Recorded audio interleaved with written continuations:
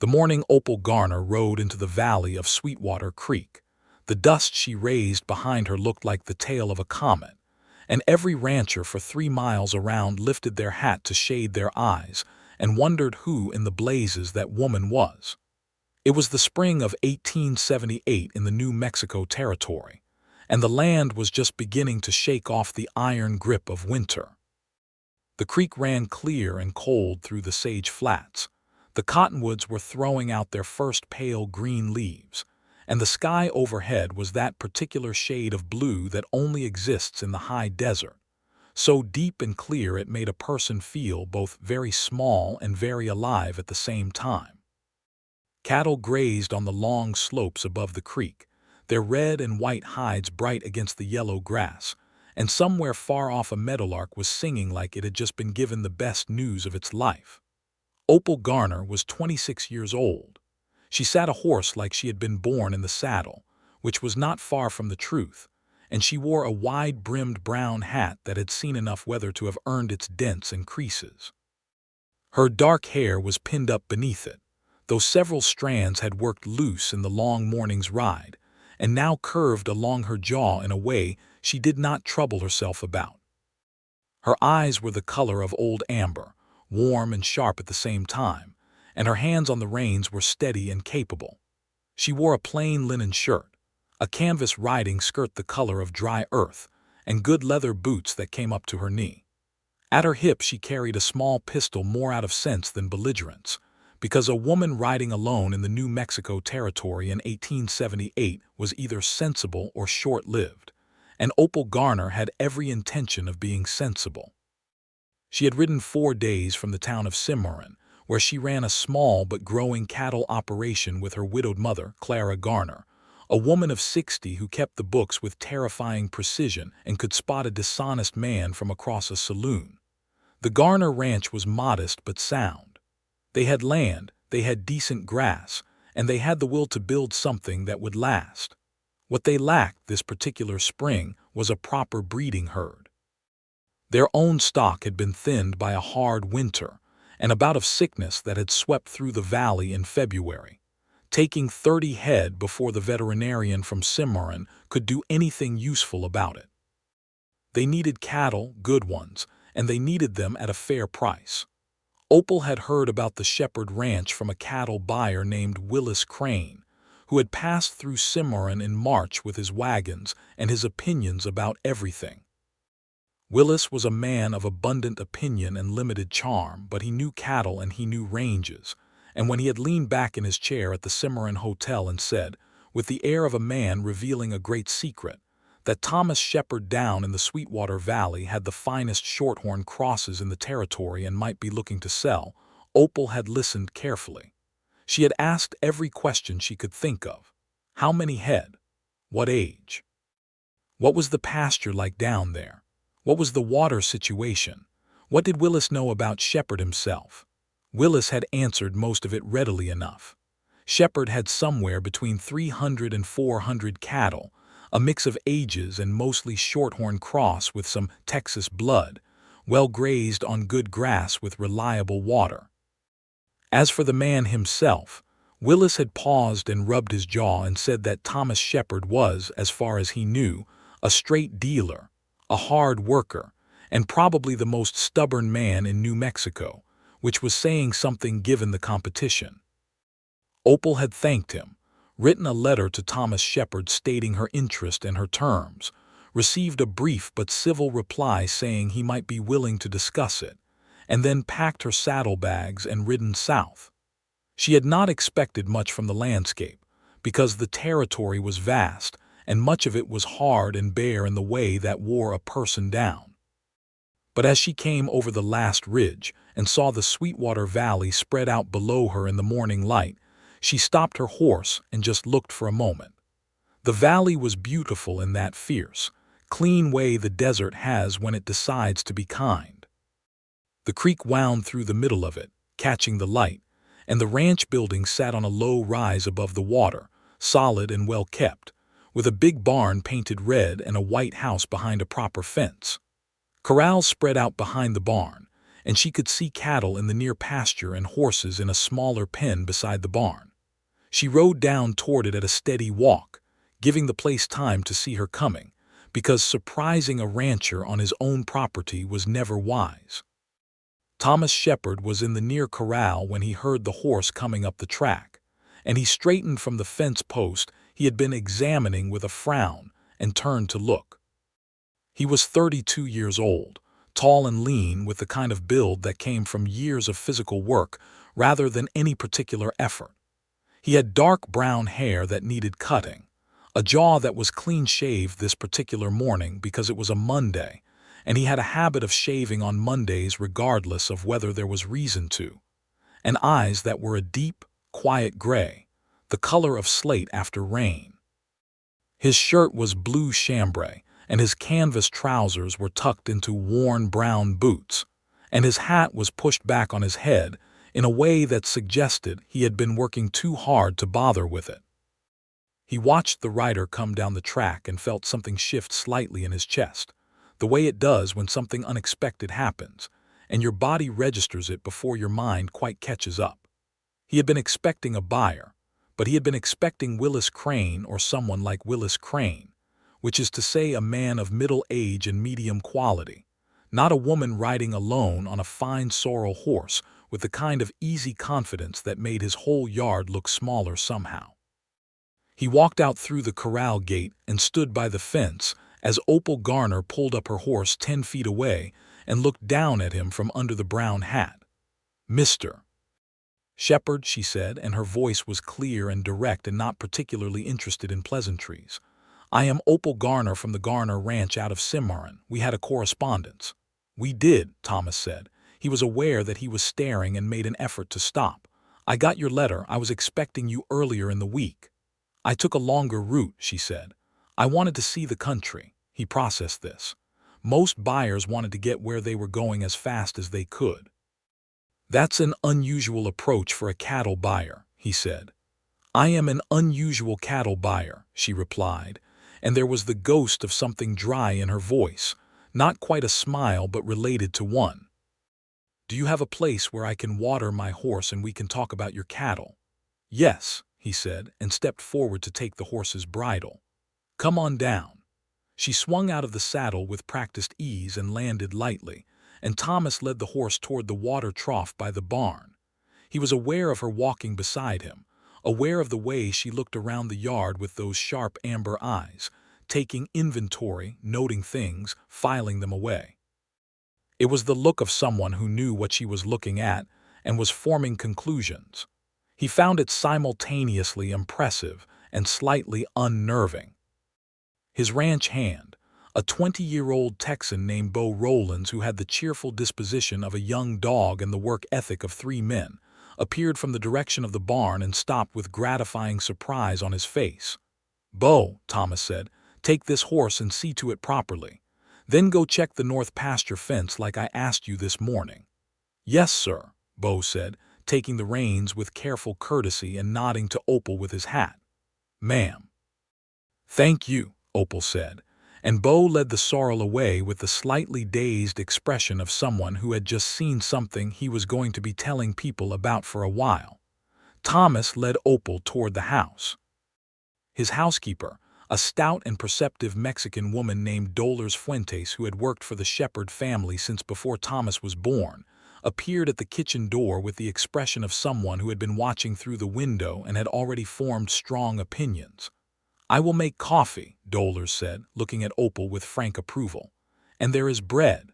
"That would be very kind," Opal said. "I have been on the trail since before sunup." They sat at the kitchen table, which was a broad plank of pine worn smooth by years of use, and Dolores put coffee and bread, and a jar of last summer's apricot jam between them with the manner of a woman setting a stage for something important. Thomas poured the coffee and pushed a cup toward Opal, and then settled back in his chair and waited. Opal wrapped both hands around the cup and looked at him steadily. "You have around 360 head right now," she said. "I saw them coming in. Your grass is good, your water is reliable, and your cattle look well fed and sound.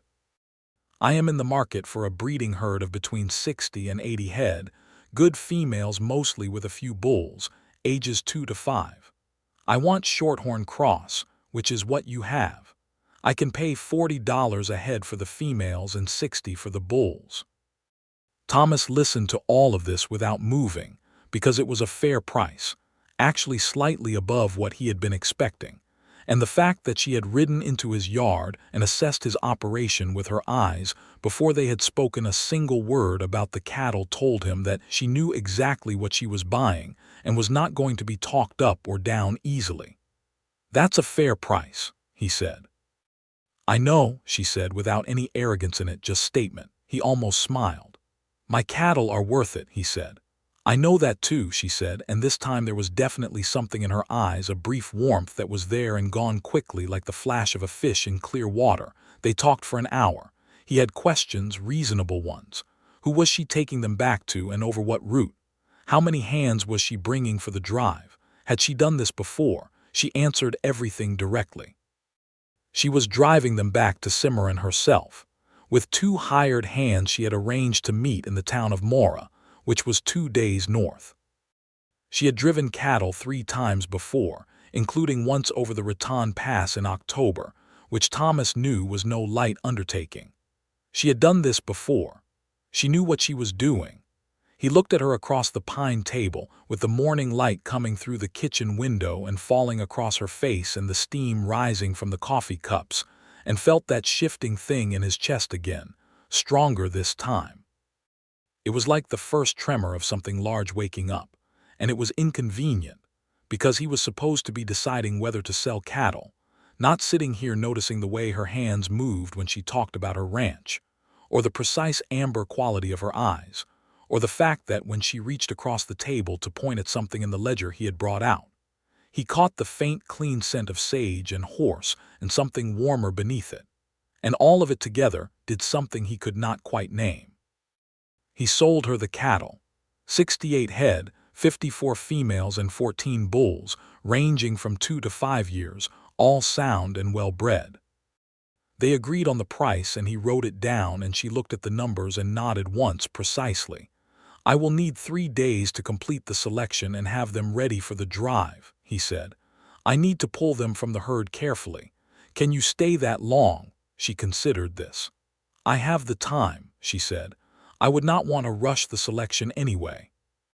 Dolers, who had been moving around the kitchen with the elaborately casual air of someone doing their best not to listen while listening to every word, said, without turning from the stove, "She will stay in the guest room." Thomas opened his mouth, found no objection that made any sense, and closed it again. Opal looked at Dolers' back and then at Thomas's carefully neutral face and said, "I appreciate the offer. I will pay for my board." "You will not," Dolers said firmly, still not turning around.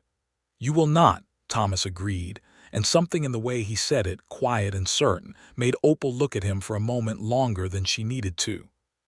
The first day they spent in the pastures, riding the herd, and Thomas showed her the cattle with the particular pride of a man who has put years of careful work into something and knows it shows.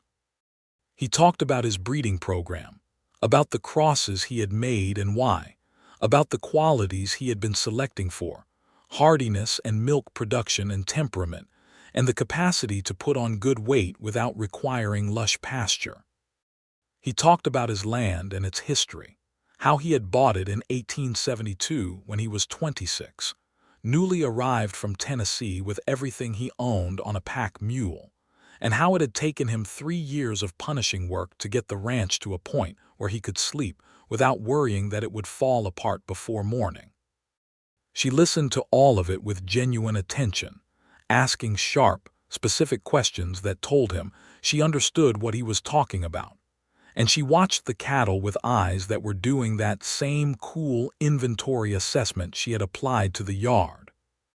But there were moments, riding along the creek in the afternoon with the light falling long and gold through the cottonwoods, when she forgot to be the buyer assessing the seller's goods and was simply a person in a beautiful place with another person who clearly loved it. And in those moments, her face changed entirely. The careful, professional steadiness softened, and something freer came through. A kind of open delight she seemed unaware of. The way she turned her face up to the light moving through the leaves, or the way she watched a pair of red-tailed hawks circling over the ridge with an expression of pure, unself-conscious pleasure. Thomas saw all of it, catalogued all of it, did not say anything about any of it, and rode back to the barn in the late afternoon feeling like a man who has just realized he is standing at the edge of something much larger than he expected. At supper that evening, Dollars produced a meal of roasted chicken with green chili and parsley and fresh tortillas, which was enough to make even a man with no particular appetite eat well. Bo came in from the bunkhouse, as he always did on weeknights, and sat at the end of the table with his hat off and his hair freshly combed, and his very best attempt at being presentable, which Opal received with such natural ease and friendliness that Bo became slightly incoherent and spent most of the meal staring at his parcel and smiling for no apparent reason. Thomas found himself carrying the conversation, which was not his natural tendency. He was not a talker by habit. He ran his ranch. He dealt fairly with the people around him.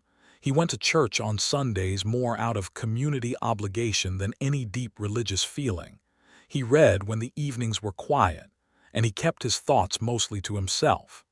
But something about the way Opal sat across the table from him, listening with real attention, drew words out of him he had not known he had. He talked about Tennessee, about his family, his father's farm in the hill country east of Nashville, his two brothers who had stayed and built their lives there while he had come west chasing something he could not quite have named at the time but recognized now as the need for land of his own, entirely his own, land that had no history with it yet, that he could make into what he wanted it to be.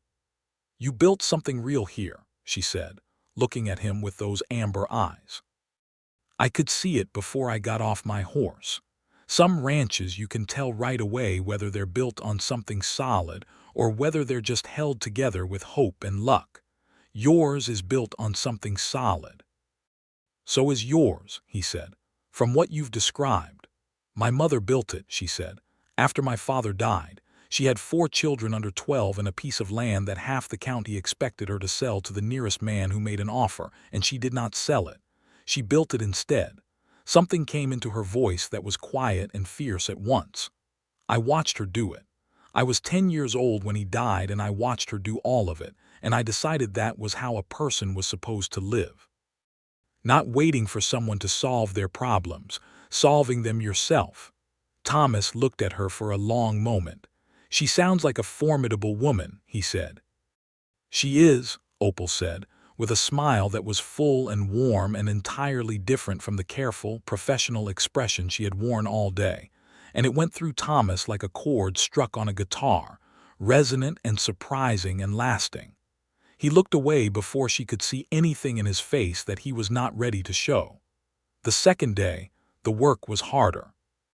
They were sorting the herd, cutting out the animals that fit Opal's criteria, and it required long hours of patient riding, the kind of work that is exhausting and detailed and leaves very little time for conversation. Thomas worked alongside his buyer with a kind of focused appreciation, because she was genuinely good at this. She read cattle the way some people read books, easily and fluently, assessing an animal's age and condition and temperament in a quick, comprehensive glance, and she made her decisions without dithering, which Thomas valued more than almost any other quality in a working partner. They had a disagreement in the mid-morning about a 3-year-old heifer with a slightly shorter left hind leg, an old injury that had healed but left a very faint asymmetry in her gait. Opal wanted to exclude her. "She'll struggle on a long drive," she said. "She won't," Thomas said. "I know this animal. She's been over rough country before and she came back fine. She's got better bloodlines than half your selection and she'll throw you excellent calves." Opal looked at the heifer, then at Thomas, then at the heifer again. "Show me her move," she said. He cut the heifer out and moved her around the pen at a walk and then a trot, and Opal watched with narrow eyes and then said, "All right." "She stays in." He nodded, and they went back to work, and somewhere in the next hour Thomas noticed that they had fallen into a working rhythm together that was so easy it was startling. He moved and she compensated. She anticipated a cut and he backed her up. They communicated in the shorthand of practical horsework, glances and small gestures and the positioning of horses. And it was so natural that he caught himself once just watching her work for a moment, forgetting what he was supposed to be doing, before pulling himself back with a firmness he had to apply twice. In the afternoon, a summer storm built up over the mountains to the west with terrifying speed, the way storms do in that country, piling white clouds on top of each other until they went gray, and then nearly black and started throwing lightning at the peaks. The air changed, going electric and sharp, and the cattle became restless. "We need to get them into the lower pasture," Thomas said, reading the sky. "I know," Opal said, already turning her horse. They got 60 of the sorted animals into the lower pasture before the storm hit, moving fast and working well together. And then the rain came down hard and cold, and they rode for the barn at a flat gallop with the thunder rolling overhead and the lightning splitting the sky over the mountains in great white forks. They came into the barn at the same moment, both of them dripping, their horses blowing and stamping, and Thomas pulled the barn door half shut against the driving rain and turned to find Opal 3 feet away, pulling her hat off and running her hand through her loose dark hair, and she was laughing. Not politely, not professionally. Just laughing, free and warm, at the rain and the drama of it and the speed of the ride. And the sound of it in the close, hay-scented quiet of the barn was so unexpected and so entirely human that Thomas stood and stared at her like a man who has just heard a sound he has been waiting for without knowing it. She turned and caught him staring, and her laugh faded into a smile. "I haven't been caught in a storm like that since the Raton Drive," she said. "Are you cold?" he said, because he needed to say something practical. "Not very," she said. "Are you?" "No," he said, which was true because he was too busy being aware of her in an entirely non-cold way to have much sensation to spare for temperature. They stood in the barn doorway and watched the rain come down for a while, their horses settled behind them, the thunder moving east, and neither of them said anything for several minutes, which was a particular kind of comfortable that neither of them acknowledged aloud, but both of them felt. "You love this ranch," she said at last, not a question. "Every acre," he said, "every difficult, dry, demanding acre." She turned her head to look at him. "Is it lonely out here?" He was quiet for a moment. The question was direct in a way that required an honest answer. "Sometimes," he said. "In the winter mostly. The snow comes and you can go 2 weeks without seeing another person except Bo and Dolers, and they're good people but they're not." He stopped. "Company in the same way," she finished quietly. "Yes," he said. She turned back to the rain. "I know that kind of lonely," she said. "It's the specific kind where you're surrounded by everything you built and chose and love. And it's good. It's genuinely good, and you're grateful for it. But there's this space at the middle of it that all the work in the world doesn't quite fill." He looked at the side of her face, the rain-wet curve of her jaw and the dark loose hair and the amber eyes watching the storm, and felt something pull at the center of his chest so strongly that he had to look away.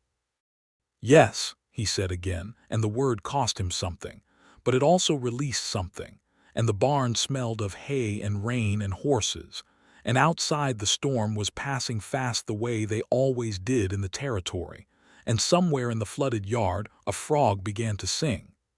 That evening was quieter than the first. Dolers made tamales and Bo ate enough for 2 grown men, and then excused himself early with the tact of someone who had noticed the way the weather in the kitchen was different from the weather outside, and Dolers disappeared to her room with the serene efficiency of a woman who has arranged things the way she wants them. Thomas and Opal sat at the cleared table with the lamp between them, and Thomas brought out a map of the territory, the county survey map he used for planning drives, and they went through her route north, talking about water sources and likely trouble spots and the condition of the roads after the spring rains. He had done this kind of map talking with buyers before. It was practical and ordinary, but nothing about this particular evening was ordinary. Their hands were close on the map. He reached across to point out a stretch of road that tended to flood in the spring, and his hand came near hers, and she did not move away. They talked about the canyon route versus the valley route, the distances between water, the quality of the grass in the midsections. She was sharp and prepared and had clearly studied her route, but she listened when he corrected her on the spring conditions north of the Mora River, which he knew from experience and she did not. "I have done that stretch," he said, "in April with 30 head, and the road through the low section was underwater for a quarter mile. You'll want to go around the ridge." She looked at the map and nodded. "That adds a day. Better a day than losing an animal in a flooded road," he said. "Agreed," she said, and made a mark on the map with the pencil she had been holding, and then looked up and found him looking at her at closer range than either of them had been quite tracking, and there was a moment where neither of them moved, where the lamp made a warm island of light around them and the night was big and quiet outside, and the map lay between them like a document of something more than just cattle routes. Opal sat back slightly, not in retreat exactly, more as if she needed a breath of cooler air.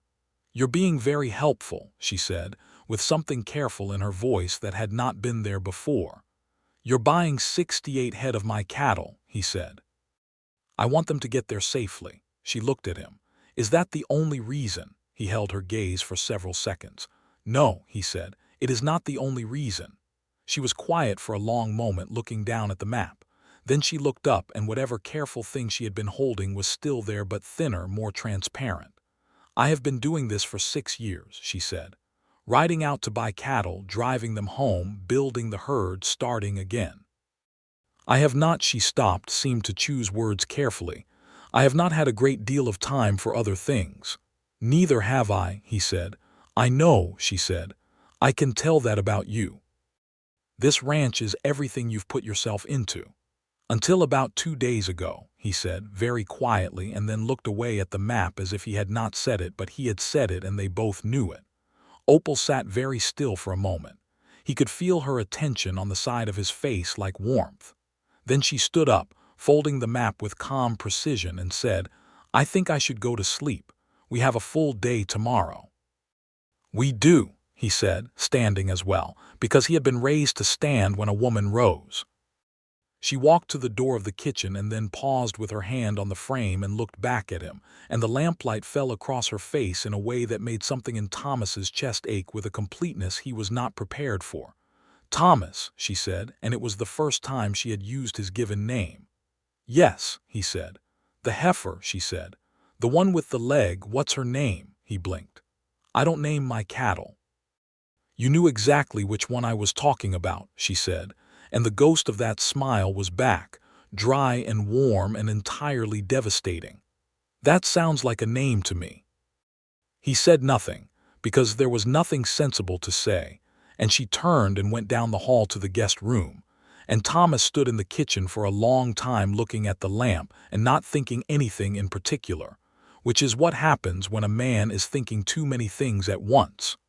The third day was the final selection and the preparation for the drive.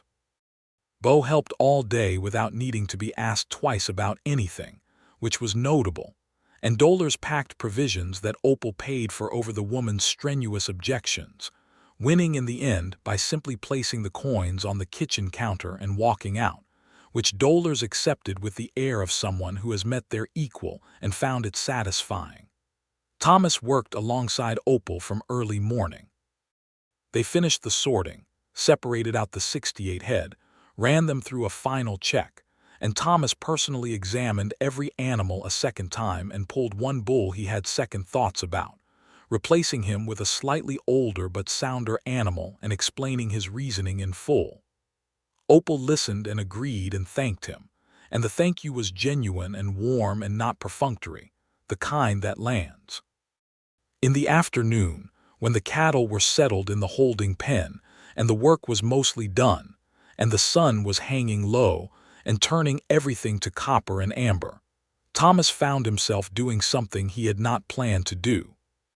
He walked out to the near ridge, the one above the creek, the one where you could see the whole valley at once, the ranch buildings and the pastures and the creek winding and the mountains above it all, and he stood there looking at it. And after a moment he heard footsteps in the grass behind him, and Opal came and stood beside him. She had taken her hair down sometime in the late afternoon, and it fell past her shoulders, dark and thick, and she was without her hat, which he had only seen once before, in the barn during the storm. Without the hat she looked different, not softer exactly, but more herself somehow, less armored. They stood side by side on the ridge and looked at the valley for a long time without saying anything, which was becoming, he thought, their specific kind of language. "It's beautiful," she said at last. "Yes," he said. "I have been thinking," she said, "about what you said last night, about things changing 2 days ago." He looked at her. "I should not have said it," he said. "It was presumptuous." "It was honest," she said, and turned her head to look at him. The evening light was warm on her face, turning her amber eyes nearly gold, and there were strands of dark hair moving in the breeze off the mountains. "I have been thinking about it all day. Every time I should have been thinking about cattle." "So have I," he said. She turned to face him more fully. "I came here to buy cattle," she said. "I bought them, I have to drive them home. That is what I came to do, and it is what I will do."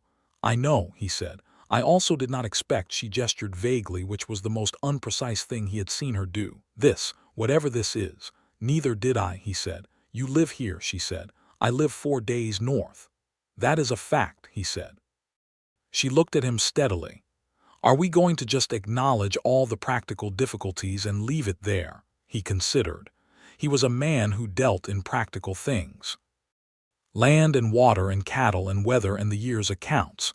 But there was something building in him that had been building since she rode into his yard 3 days ago, and it was not a practical thing, and he was tired of treating it like one. He reached out and very carefully tucked one of the wind-blown strands of dark hair back from her face, just one, a small and deliberate gesture, and felt the warmth of her cheek against the backs of his fingers. "No," he said. "I don't think we're going to just leave it there." She held very still under that touch, looking up at him with those gold-lit eyes, and then she said, quietly, "Good." And the word was barely more than breath, but it contained considerable information. He lowered his hand, and they stood there on the ridge in the last of the evening light, and the valley below them was copper and shadow, and the creek caught the last of the sun, and the cattle were settled and quiet in the pasture, and neither of them spoke for a while because there was a great deal to say and not all of it had words yet. "I would like to write to you," he said at last, "when you have gone." "I would like that," she said. "And I want you to know that I am not a woman who says she would like things and does not mean them." "I know," he said, and he did, because he had been watching her for 3 days and had not seen her say a single thing she did not mean. "And I would like you to visit," she said. "Cimarron is not Sweetwater Creek, but it is not a bad place." "I will come in the summer," he said, "when the grass is settled and I can leave Bo in charge without worrying excessively." She smiled, full and real, and it was the second time he had seen it that way, that unguarded smile, and it was even better on the ridge in the evening light than it had been in the lamplight of the kitchen. "Bo seems capable," she said. "Bo is very capable," Thomas said. "He just needs a great deal of direction." She laughed, and it was that free, genuine laugh from the barn during the storm, and Thomas laughed too, and they stood there on the ridge above the valley laughing in the evening light like two people who have found something they had not known they were looking for. The morning of departure came early and clear and bright, as spring mornings in the territory often did after a storm, everything washed clean and the air thin and cold and smelling of sage. Opal was up before Dollar's, which surprised the older woman considerably, and she was at the corral saddling her own horse when Thomas came out of the house in the gray pre-dawn light. He stood for a moment in the yard looking at her, the slim, capable figure in the early dimness, and felt something move through him like weather, heavy and inevitable and clean. Dollar's appeared at the kitchen door and handed Opal a wrapped bundle of provisions without being asked, and this time Opal accepted without argument, which seemed to satisfy both of them. Bo had the first of the cattle moving before the sun was fully up, cutting them through the main gate with the brisk efficiency of someone who has been thinking about impressing someone all morning. Thomas had arranged for two of his own hands, old Eduardo Reyes, who had worked the ranch since year one, and a young hand named Clem Hatch, to ride the first day with Opal's party and help get the cattle well started on the road north.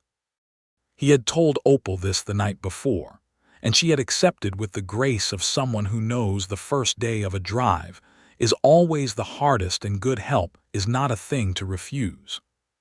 She stood now by her saddled horse in the brightening yard and looked at the 68 head moving in their small cloud of dust through the gate, and then she turned and looked at Thomas, and the morning light was doing things to both their faces that neither of them had planned. "They're good cattle," she said. "The best I have," he said. "You have the best of what I've built here, Opal." Something in the way he said her name, which he had used very sparingly across 3 days, made her be still for a moment. "I will take good care of them," she said. "I know you will," he said. "I am not worried about the cattle." She looked at him, a long, clear look. "I will be back in the fall," she said. "If the drive goes well and the cattle settle, I will likely need to buy again in the fall." "I will have cattle for you," he said, and the words meant more than they said, and both of them knew it. She held out her hand formally, as she had on the first morning, and he took it. But instead of the brief business handshake of arrival, his hand closed around hers and held it for just a moment longer, and she let it. And in that held moment, 3 days of accumulated feeling passed between their hands like a current in still water, warm and unmistakable.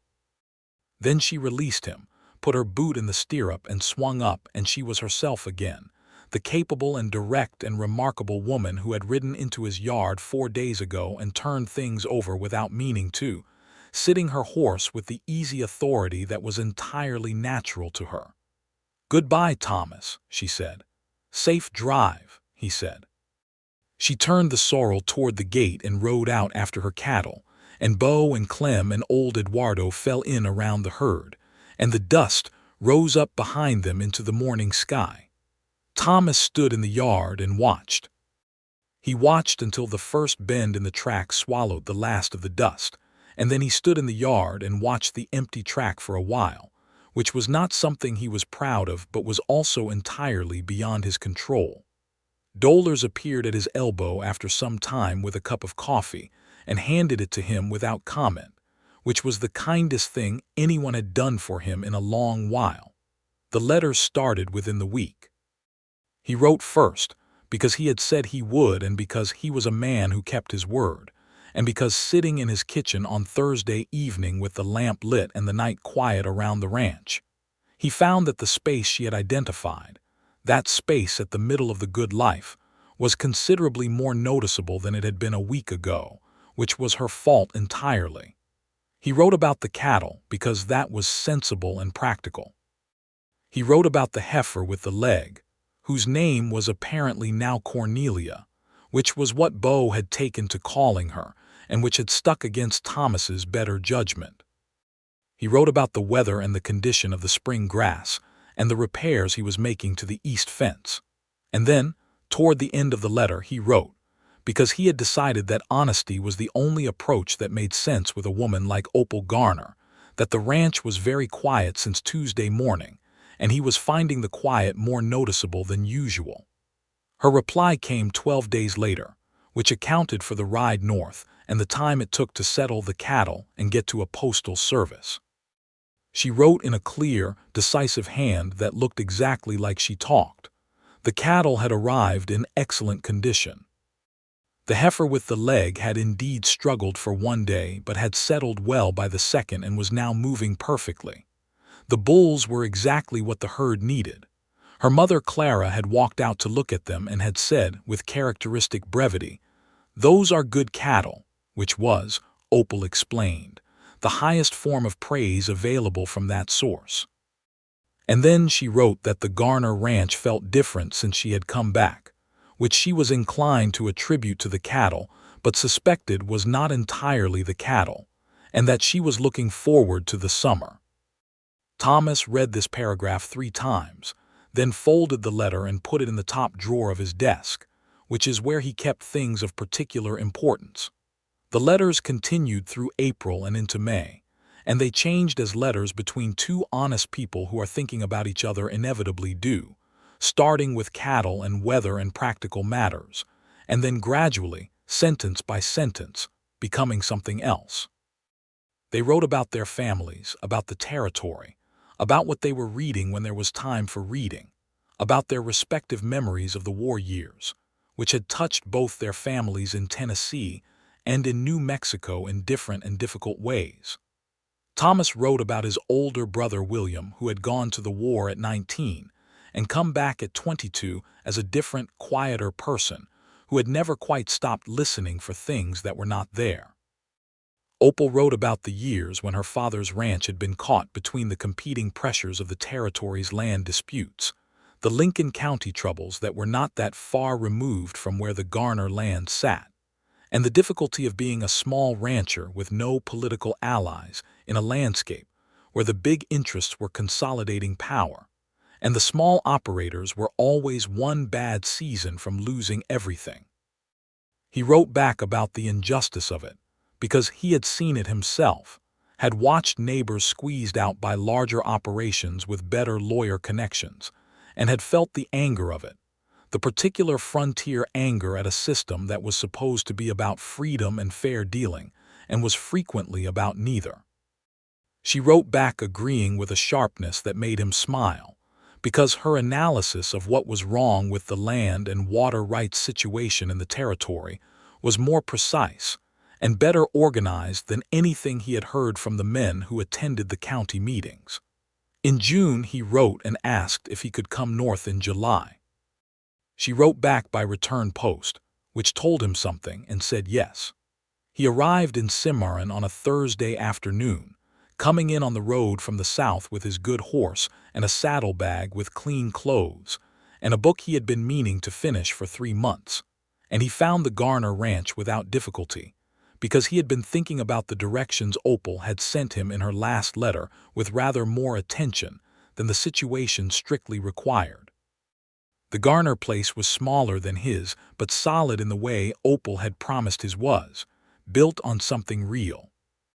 The house was low and wide, adobe in the New Mexico style, with a proper covered porch along the front and roses growing up one side that had been planted deliberately and tended carefully, and were now in full summer bloom. The yard was neat and organized. The corrals were well maintained. And in the near pasture, he could see his own cattle, his shorthorns and crosses, spread out on the grass with the comfortable ease of animals that have been well handled and well settled, and the sight of them hit him with an unexpected emotion that was part pride and part something softer, because they were doing exactly what he had bred them to do in exactly the kind of operation he had hoped they would go to, and that had its own particular satisfaction. Opal came out of the barn before he reached the gate, hearing his horse, and she stopped in the barn doorway and looked at him in the afternoon light, and they looked at each other across the yard for a moment with the accumulated weight of 4 months of letters between them. She was in her working clothes, hair pinned up under the brown hat, hands dusty, expression composed but with something bright and ungovernable in her amber eyes that she did not bother to suppress. "You made good time," she said. "I had good reasons to," he said, and dismounted, and she came forward and took his horse's bridle with the easy habit of someone who has been tending horses their whole life, and their hands came near each other on the reins and did not quite touch, not yet. Clara Garner came out onto the porch, and Thomas understood immediately where Opal's directness came from. Clara was a lean, upright woman of 60 with silver hair and brown eyes that assessed him in about 4 seconds and reached what appeared to be a cautiously positive conclusion. She had the hands of a working rancher and the carriage of a woman who had been tested by a great deal and had not found herself wanting. "Mr. Shepard," she said, "I have heard a great deal about you." "Mrs. Garner," he said, "I have heard a great deal about you as well, and I believe everything." Something in Clara's expression shifted toward approval, and beside him Opal made a small sound that might have been a suppressed laugh. He stayed 4 days in Cimarron, and those 4 days were the kind that make a man understand what he has been missing. He worked alongside Opal and her 2 hands, a quiet and capable Mexican cowboy named Ramon, and a tall young woman named Sarah who had come to the ranch 2 years ago and stayed because Opal gave her fair pay and fair treatment, which was not as common as it should have been. He rode out with Opal in the mornings to check the cattle and came back in the evenings tired in the good way of honest work, and sat on the covered porch with her in the long summer dusk while Clara rocked in her chair and knitted and pretended not to be listening. On the second evening, sitting on the porch steps with the fireflies beginning in the yard and the sky going deep purple above the mountains, Opal turned to him and said, "I have been thinking about the fall drive." "Tell me," he said. "I need more cattle," she said. "The herd is doing well, the calves are coming, but I want to expand the pasture to the east, and I need more breeding stock to make it worthwhile. I am thinking 40 head, mostly females again, young ones." "I have them," he said. "I've been thinking about it since May." She looked at him. "You have been holding cattle for me since May." "I have been selecting them carefully since May," he said with precision, and she looked at him in the purple dusk with those amber eyes and said, "Thomas." "Yes," he said. "I don't know how to do this slowly," she said. "I don't have the patience for it. I know what I want when I see it, and I make my decision, and I don't second-guess myself." He turned to look at her fully, and the fireflies were rising around the yard, and Clara's knitting needles had gone very quiet on the porch behind them. "What are you telling me?" he said. "I am telling you," she said carefully, "that I decided something about 3 days into my time at your ranch, and the 4 months of letters have not changed what I decided. They have only made me more certain of it, and I would like you to know that I am certain." He looked at her for a long moment. Then he reached out and took her hand, which was right there on her knee, her capable, honest, work-hardened hand, and held it. She turned her hand over and held his back with a grip that was exactly as firm as he had expected. "I decided the same thing," he said. "On the ridge the second evening, when you laughed." She looked at him. "When I laughed."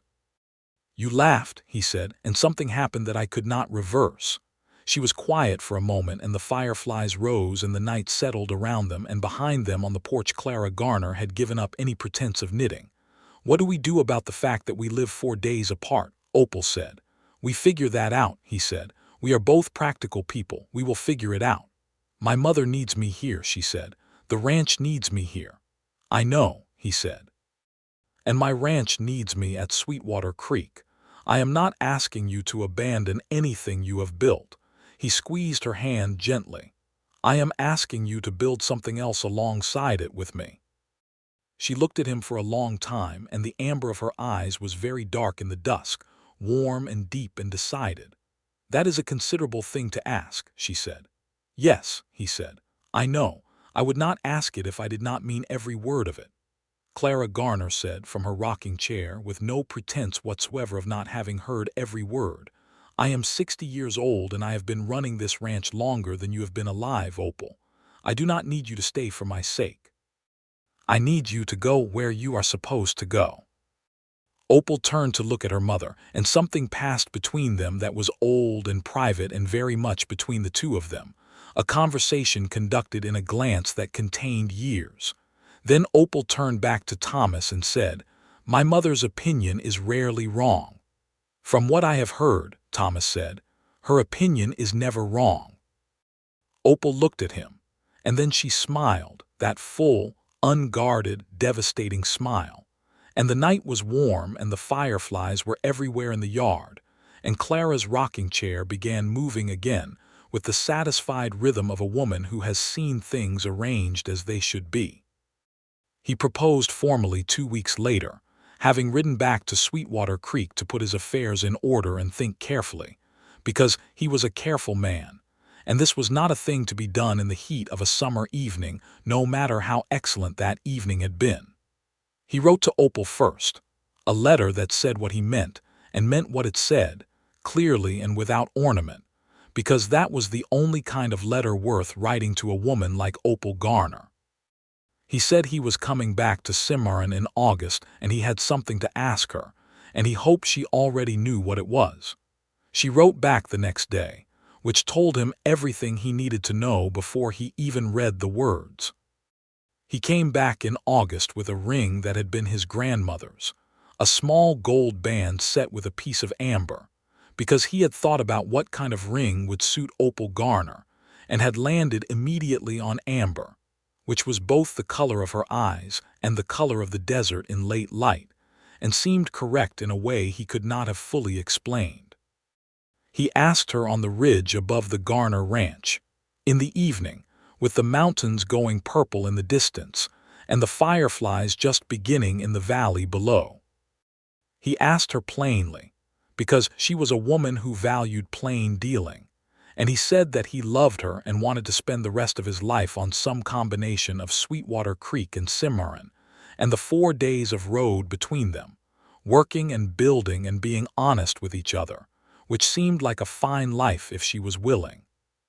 She looked at the amber ring in his palm for a moment, and then she looked at his face, and then she said yes, with the same directness she brought to everything, and the word was so simple and so complete and so entirely herself that Thomas felt the ground under his feet settle in a way it had not done in 32 years. She kissed him, which was the first time, and it was warm and real and direct, like everything about her, and he kissed her back with the accumulated feeling of 6 months, and behind them at a tactful distance Clara Garner, who had followed them up the ridge for reasons she did not trouble to explain, turned away and looked at the mountains and smiled the private smile of a woman who has been right about something important.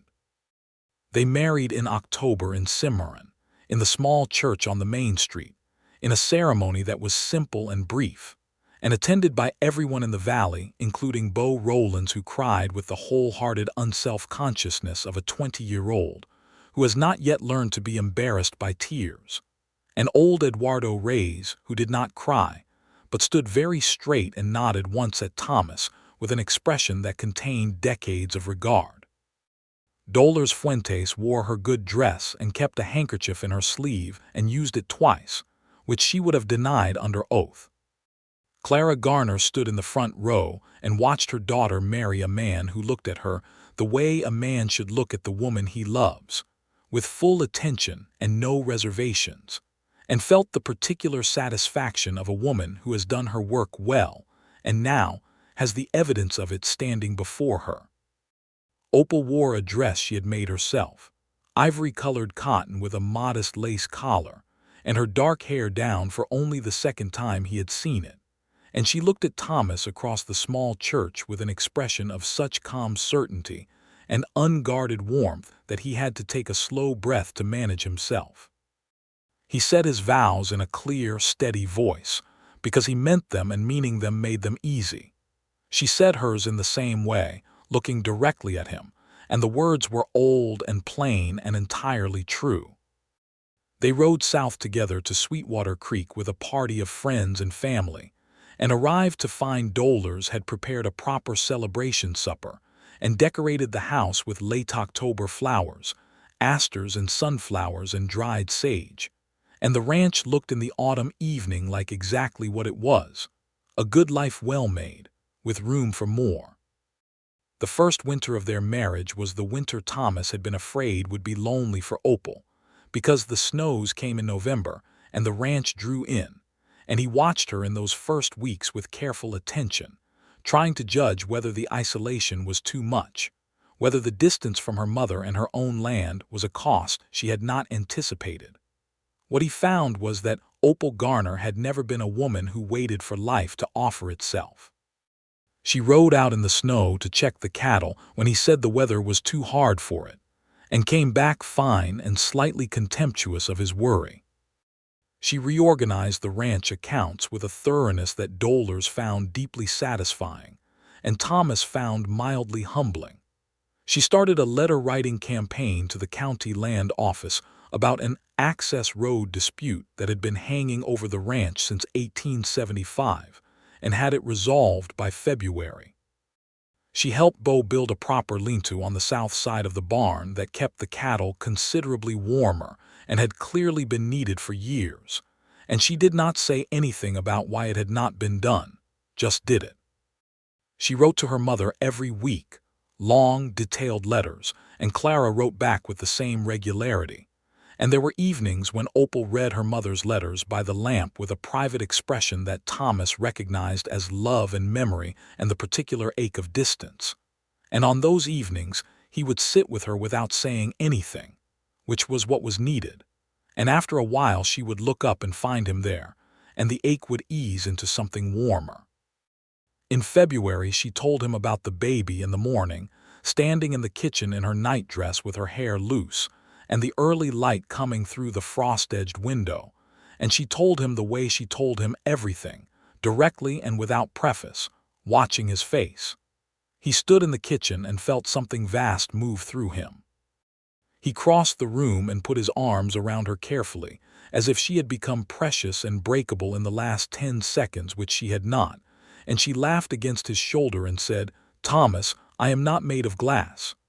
"I know," he said into her hair. "I know you are not made of glass." "Good," she said, but she let him hold her for a while anyway, standing in the kitchen in the February morning with the frost on the window and the light coming in, and neither of them said anything else for a while because there was nothing else needed. Clara Garner arrived in April, riding south herself in defiance of her 60 years and the road conditions, on the grounds that she was not going to miss the last months of her daughter's first pregnancy, and nobody who knew Clara Garner suggested she do otherwise. She came with her knitting bag and her opinions and a packet of seeds. She planned to add to the kitchen garden. She had already decided needed expanding, and she settled into the guest room at Sweetwater Creek with the manner of someone arriving at a place they have decided to approve of. She and Dolores conducted a brief and thorough assessment of each other that lasted about 3 days and resulted in an agreement of mutual respect and divided kitchen jurisdiction that satisfied both parties and produced better meals than either had managed alone. Thomas found this entire process slightly bewildering and entirely entertaining. "Her mother," he told Opal one evening with great admiration, "is exactly like you." "Yes," Opal said, "I know." "Is that a warning or a compliment?" She smiled and took his hand without looking up from her mending. "Both," she said. "The baby came in June in the full heat of the early summer, and he was a boy, healthy and loud, with Thomas's dark coloring and Opal's amber eyes and the general disposition of someone who had decided very firmly that he had arrived and intended to make that known. They named him William Robert Shepard. William for Thomas's brother in Tennessee and Robert for Opal's father who had died when she was 10. And in both names there was memory, and in both there was love. Thomas held his son for the first time in the bedroom at Sweetwater Creek, with the June light coming in and Clara knitting in the chair by the window and Dolores hovering in the doorway with an expression of absolute joy. And he looked at the small, fierce, perfect person in his arms, and then at Opal, who was watching him from the pillows with those amber eyes warm and tired and entirely happy, and felt something complete itself inside him that had been building since a spring morning in 1878 when a woman rode into his yard trailing a comet of dust. He was not a man given to speeches, but he met Opal's eyes across the room and said, very quietly, "Thank you." She reached out her hand and he took it, their son between them, and she said, "For what?" "For coming to buy my cattle," he said, and she laughed, that free, full laugh from the barn in the storm, and it echoed in the June room and out the window and over the valley, and somewhere in the south pasture a red-tailed hawk cried once, high and clear, against the wide New Mexico sky. The summer settled over Sweetwater Creek with the easy warmth of a season that knows it is exactly where it is supposed to be. Clara stayed through July, helping with young William in the particular devoted and capable way of a grandmother who has already raised 4 children and finds the prospect of a 5th entirely agreeable. Bo, who had been completely undone by the arrival of the baby in the specific way of 21-year-old ranch hands who have never been around infants, nonetheless proved useful by following whatever instructions Opal gave him with twice his usual attentiveness, apparently under the impression that proximity to the baby required an elevated standard of effort across all areas of his life. Old Eduardo Reyes carved a small wooden horse for William from a piece of cedar, smooth and careful work that had clearly taken many evenings, and presented it with the silent dignity of a man offering a very important thing, and Opal thanked him with a warmth that made the old man stand slightly straighter for the rest of the week. Clara rode back to Cimarron in August, because the ranch needed her, and she was not a woman to neglect what needed tending regardless of what she might have preferred. But she went with the settled ease of a woman who has seen her daughter placed in a life that is good, and she extracted promises from Thomas about bringing Opal and the baby north before the winter came, promises he made and intended to keep. They went in September, when William was 3 months old and the road north was dry, and the air beginning to have the first cool edge of autumn in it. They took the wagon rather than horseback, which Opal expressed mild impatience about until Thomas pointed out that taking a 3-month-old infant over 4 days of territory road on horseback was, while certainly possible, not the approach he preferred, and she conceded the point with good grace. The drive north in the wagon was slow and peaceful and entirely good. William slept in a basket wedged securely between the seat and the footboard, and woke at intervals to express his opinions about the world with great energy. And Thomas drove, and Opal sat beside him with her hand on his arm in the easy way of two people who have found their particular comfort with each other. And they talked and were quiet in turns, and the land unrolled before them, the sage flats and the canyon country and the long valleys between the mountains. And it was exactly as beautiful as it had been the first time Opal had ridden through it. 4 days, she said, on the second afternoon, looking at the country around them. 4 days, he agreed. When I rode down to your valley for the first time, she said, I was not thinking about how long it was. I was thinking about shorthorn crosses and breeding stock and whether the price was going to be what Willis Crane had suggested. And when you got there, he said. She looked at him, the afternoon sun on her face, William asleep in his basket. When I got there, she said, I started thinking about entirely different things. He took her hand from his arm and held it briefly and put it back, because he needed both hands on the reins, and she leaned against his shoulder for a moment before straightening, and the wagon rolled north through the golden September country, and Thomas Shepard thought that he was, without question, the most fortunate man in the New Mexico territory, and possibly in some larger geographical area beyond that. The visit to Cimarron was everything a visit to Clara Garner's ranch could be expected to be, which meant excellent cooking, frank and detailed opinions on every subject, and the kind of warm domestic chaos that comes from a grandmother getting her first extended time with her first grandchild. Clara held William with the practiced ease of a woman who had done this before and looked at his amber eyes and Thomas's dark coloring and said, Well, that is exactly right, which was her way of bestowing the highest possible approval. Ramon and Sarah, the ranch hands, came in for supper on the first evening and were good company, and the evening ran long and easy, and Thomas found himself thinking that this too was his, this table and this warmth and this family, not the family he had built at Sweetwater Creek alone, but this extended thing that Opal had brought him into, her mother and her land and her people, and it was more than he had anticipated and nothing he would trade. They stayed a week, and in that week Thomas helped with the fall preparations on the Garner ranch as well as any man who understood cattle work could help, and Opal checked on the shorthorns he had sold her in the spring, now a year and a half on their new land and thoroughly settled, and she walked among them with him in the morning and pointed out the calf crop with the proud satisfaction of a woman who has made a good investment and knows it. Cornelia, she said, stopping by the heifer with the old leg injury who was now fat and calm and, Thomas could see, visibly pregnant with her first calf. "She is going to be exceptional." "I told you," he said. "You told me," she agreed, without any concession that she had doubted him, because she had not doubted him after about the first 10 seconds of watching the heifer move in the pen that day. But she had needed to be sure of her own judgment, and that was different. He understood that about her completely.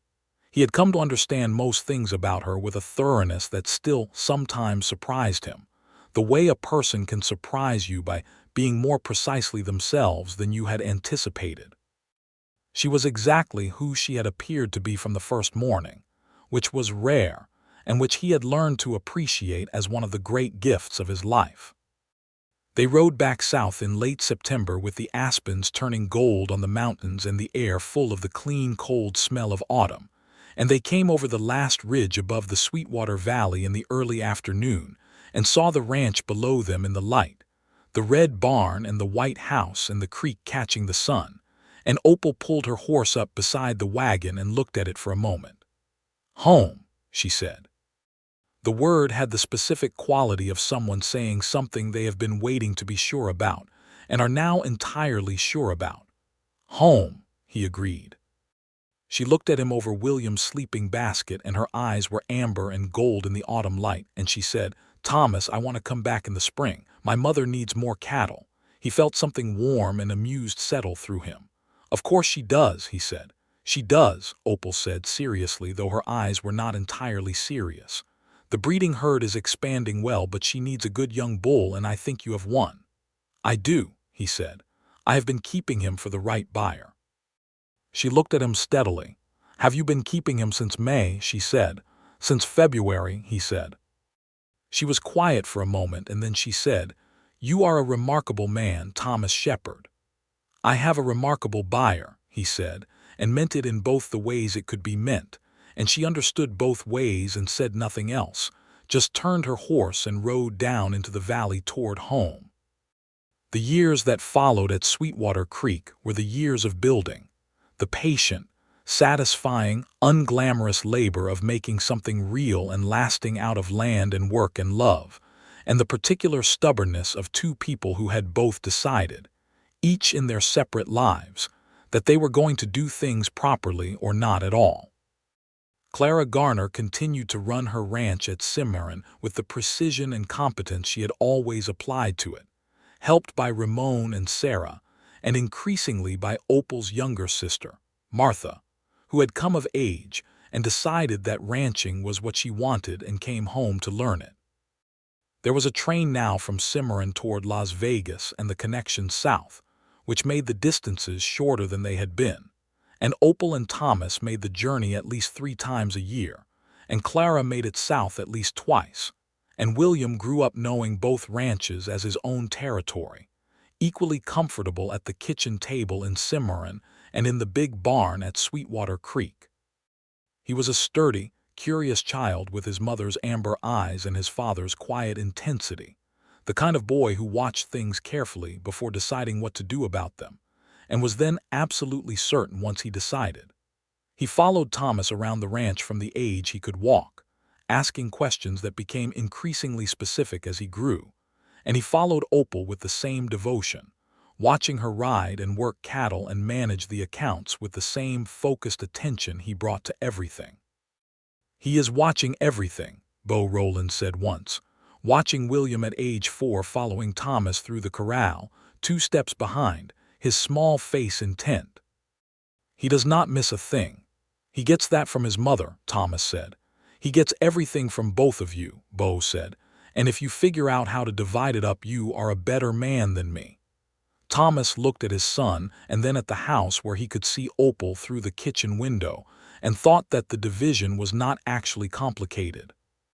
William had his father's quiet and his mother's sharpness and both of their stubbornness, which was a great deal of stubbornness, and he was going to be either a very effective or a very challenging person depending on which way it ran, and either way Thomas was entirely willing to find out.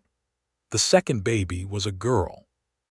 She arrived in the autumn of 1881, loud and red-faced and absolutely clear about what she needed at any given moment, and they named her Clara Rose Shepard. Clara for her grandmother, and Rose because Opal said she had wanted a garden at Sweetwater Creek for 2 years and had not yet made time for it, and the name was a promissory note to herself. Thomas said he thought that was a slightly unusual reason to name a baby Rose, and Opal said she thought he could plant the rose garden himself if he had a better suggestion, and he said he would plant the rose garden.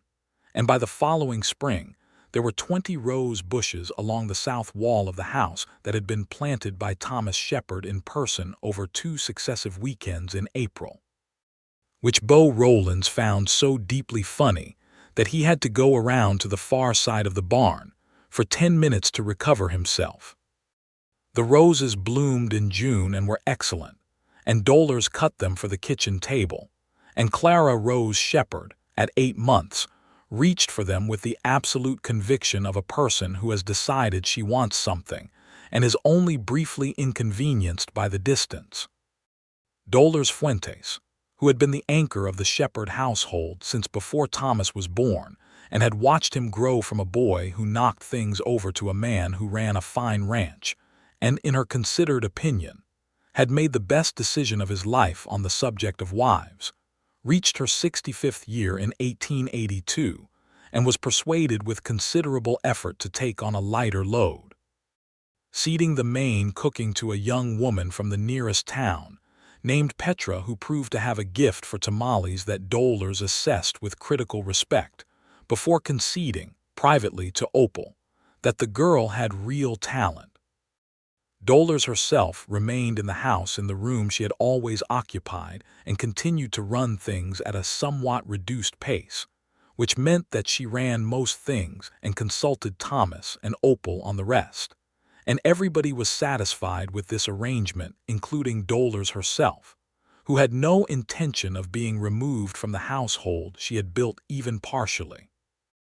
Beau Rowlands, in the fall of 1882, brought home a wife of his own, a lively young schoolteacher from Mora named Frances, who had the energy of a summer storm and the organizational capability of a general, and who took one look at the bunkhouse where Beau was living and informed him, with great clarity and no particular malice, that certain improvements would be forthcoming.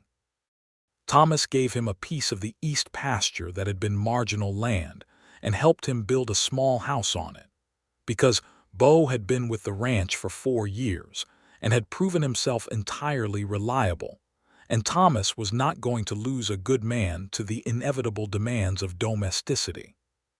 Frances and Opal liked each other immediately and comprehensively, in the way of 2 women who recognize each other's quality on first meeting, and this was a considerable bonus to the general welfare of the Sweetwater Creek operation, because Frances was as good with numbers as she was with children, and eventually took over the school records for the ranch and the neighboring properties, and Opal had a friend and neighbor within riding distance, which changed the winters considerably. Old Eduardo Reyes retired to his daughter's house in the nearest town in 1883, after 11 years with the Shepard Ranch, and Thomas gave him a horse and a sum of money that was enough to be useful, and was given with respect and without ceremony, and Eduardo accepted it in the same spirit and shook Thomas's hand and tipped his hat to Opal, who had brought him coffee every morning of the last 3 years without being asked, and rode away with the dignity he had always carried. They hired 2 new hands that winter, brothers named Jack and Pete Novick from Nebraska, young and competent and reasonably sensible, which Thomas had found to be the most he could reliably expect from young cowboys and was content with. The cattle herd had grown. 6 years of careful breeding and management had produced a ranch that was genuinely respected in the territory, not famous in the way of the big operations, but known among people who knew cattle as a place where the animals were good and the dealing was straight. Buyers came to Sweetwater Creek now rather than Thomas having to seek them out, and Opal, who had taken over a significant portion of the business dealings, because she was considerably better at them than Thomas and both of them knew it, managed the sales with the same directness and fair precision she had applied to everything else in her life. She had also, over the years, bought from Thomas several more times. The running joke between them, warm and recurring, was that Clara Garner's ranch always needed cattle, which was true, and which meant that Opal rode south at least once a year on buying business, and the buying was always conducted with perfect fairness, and the visits always lasted considerably longer than strictly necessary, and Clara Garner, who was now managing her ranch largely through supervision and direction with Martha doing most of the riding, wrote letters saying that she supposed the expansion of the Garner breeding herd was proceeding very satisfactorily. In the fall of 1883, William Shepard, now 5, informed his father with great seriousness that he wanted to know how to tell a good cattle bull from a bad one, and Thomas sat him on the top rail of the corral and explained it with the same care and completeness he would have given an adult, which William received with focused attention and 2 follow-up questions that were better than most grown men managed. Thomas came in from that conversation and found Opal in the kitchen and said, "Our son is going to be a better rancher than either of us." She looked up from the accounts with those amber eyes, warm and amused. "Of course he is," she said. "Did you tell him about the heifer's leg?" "I told him that a sound animal is worth more than a showy one," he said. He immediately asked what sound meant. "What did you say?" "I said it means built for what they need to do," he said. He thought about it and said that was the same as a good horse. I said yes, it was the same principle. He nodded once exactly like you do and moved on. Opal laughed, and Thomas stood in the kitchen doorway in the autumn afternoon and watched her laugh and felt the same thing he had felt the first time. In the barn, in the rain, that resonant startled wonder, and 5 years of marriage had not dimmed it, had if anything deepened it, the way a river gets deeper as it goes further into its course. Clara Rose was too and busy and absolutely clear about her opinions on every subject, which she expressed in a mixture of actual words and emphatic gesture that everyone around her understood perfectly. She was going to be, Dolores said with serene certainty, either the most effective woman in New Mexico or the most effective woman in a considerably larger area, and the question was simply one of scale. Thomas thought that sounded exactly right. There was a moment in the winter of 1883, a clear December evening when the snow was down in the valley, and the sky above it was as black and star-filled as it ever got, which was very black and very full, when Thomas came out of the barn after the evening check and stood in the yard and looked at the house. The lamp was lit in the kitchen window and he could see Opal through the glass, sitting at the table, dark hair loose in the way she wore it in the evenings, William at her side with a book, Clara Rose presumably already asleep. Dolores moved somewhere in the background. Smoke rose from the chimney. The creek was frozen and silent a quarter-mile away, and the cattle were settled in the south pasture with the hay he had put out that afternoon, and the sky above all of it was everything. He stood in the cold yard and looked at the lighted window for a while, long enough that his breath made clouds in the still air, and thought about a spring morning 5 years ago when he had been examining a fence post and heard a horse coming up the track, and had turned, and the world had been one shape, and then had been another. He went inside. Opal looked up when the kitchen door opened, with the exact expression she always wore when he came in from outside, a slight warming and settling, as if something she had not known was slightly wrong had gone right. She had been wearing that expression every time he came in from outside for 5 years, and he had never stopped noticing it. "Cold," she said. "Yes," he said. "Come and sit," she said, and pushed the coffee pot toward the center of the table. William looked up from his book. "Papa, did the cattle have enough hay?" "They had plenty," Thomas said, hanging his hat by the door. "What about the water?" William said. "Is it frozen?" "I broke the ice on the trough this afternoon," Thomas said. "They are fine." William nodded in the precise, decisive way he had and went back to his book, satisfied. Thomas sat down at the table and Opal poured his coffee and passed it across, and their hands were close on the table in the lamplight, and the kitchen was warm and the snow was outside, and the children were here, and the cattle were settled, and the ranch was sound. And Thomas Shepard looked at his wife across the pine table and thought that this, precisely this, was what he had been building toward without knowing it since he had come west at 26 with everything he owned on a pack mule and a need for land that was entirely his own. The land was his, and it was hers, and it was theirs together, which was altogether a different and better thing than it had been alone. "You have that look," Opal said. "What look?" he said. "The look where you've been thinking about something large," she said. He looked at her. The amber eyes were warm and sharp and entirely steady, the way they had been across his kitchen table the first morning, the way they had been on the ridge in the evening, the way they had been through all of it, every day of their life here together. "I was thinking about the day you rode in," he said. She looked at him for a moment. "That was a good day," she said. "Yes," he said. "It was." She reached across the table and took his hand, the same grip she had given him on the porch in Cimarron, firm and certain, and not inclined toward half measures. The lamp made its warm circle on the table, and outside the snow came down soft and steady on the Sweetwater Valley, and the mountains stood where they had always stood, patient and permanent above the valley. And William read his book and Clara Rose slept down the hall, and the coffee was hot and the kitchen was warm. And Thomas held his wife's hand across the table of the ranch they had built together, and thought that there was nothing in the world he would change, not one single particular of it.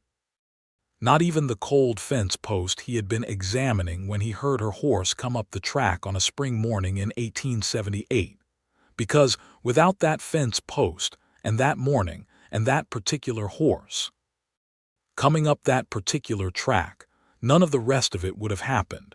And all of it together was so exactly and completely right that it seemed to him it could not have been assembled by accident, but must have had some hand in it that worked in longer plans than a man could see. He had sold his cattle. He had not been able to watch her drive them away. And everything that had come of that simple, insufficient, entirely true fact was spread around him in this kitchen on this December evening, warm and real and his. And he was grateful for every last piece of it. The letters and the ridge and the ring with the amber stone, and the boy with the precise nod and the girl who knew her mind entirely, and the woman across the table who had ridden into his yard looking for cattle and had taken instead, or in addition, or rather had given and received something so much more valuable that there was no price to set on it, and he would not have set one if he could. Outside, the snow fell soft and quiet over the Sweetwater Valley, and the mountains held their ancient, indifferent watch. And in the kitchen of the ranch, the lamp burned steady, and the story of Thomas Shepard and Opal Garner went on in the particular warm silence of two people who have nothing left to prove and everything still to love, which is not an ending at all but the truest kind of beginning, the kind that does not need a horizon because it already has everything it came looking for, right here. Right now, in the lamplight and the snow and the hands held across the table of the life they built together, and would go on building, day after ordinary extraordinary day, for all the years the good land and their good fortune would give them.